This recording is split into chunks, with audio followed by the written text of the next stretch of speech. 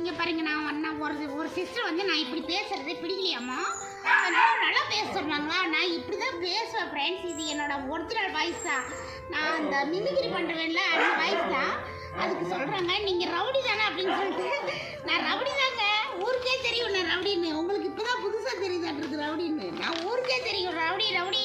நானும் ரவுடி தான். நானும் ரவுடி தான். டயனும் ரவுடி தான். அங்கே பைரவனும் ரவுடி தான். இங்கே சின்னியும் ரவுடி தான்.